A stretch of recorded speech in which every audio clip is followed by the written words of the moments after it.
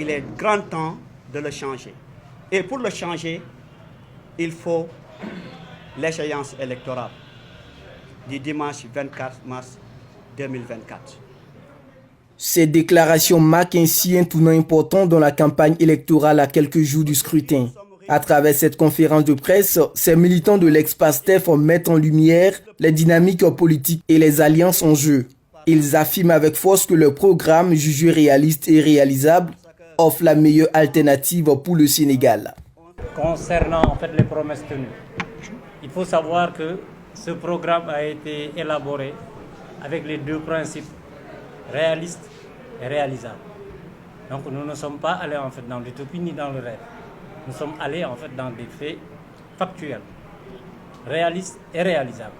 Donc nous irons certainement avec un programme que vous voyez sur 66 pages. Vous voyez que ce n'est pas un programme comme les autres programmes sur des centaines de pages. Donc c'est des programmes concis avec des points réalistes et réalisables.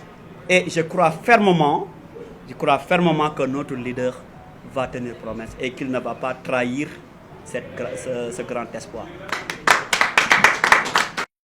La décision du président sortant Macky Sall en libérant Bassirou Diomaye Faye et Ousmane Sonko par une amnistie présidentielle est interprétée comme une manœuvre inévitable face à la pression politique croissante. Selon ces militants, ces deux figures étaient devenues des enjeux politiques majeurs qui mettent en lumière les tensions et les alliances dans cette élection présidentielle serrée. Ousmane Sonko et Bassirou Diomaye Faye constituent une patate chaude entre les mains de Macky Sall.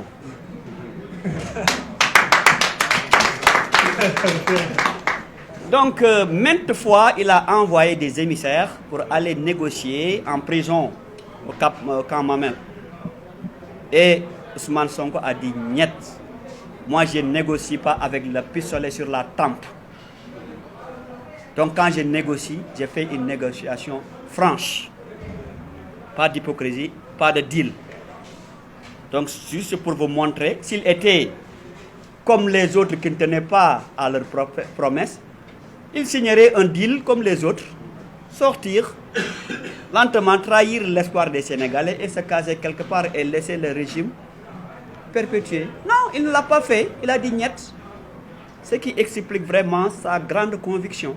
Alors que les électeurs se préparent à faire leur choix le 26 mars prochain, l'annonce de la libération de Bassirou Diomaye Faye et Ousmane Sonko par le président sortant Macky Sall continue de susciter des réactions diverses au sein de la population sénégalaise. L'enjeu principal demeure la capacité du pays à garantir un processus électoral transparent et équitable dans un contexte où les décisions politiques peuvent influencer considérablement le résultat final.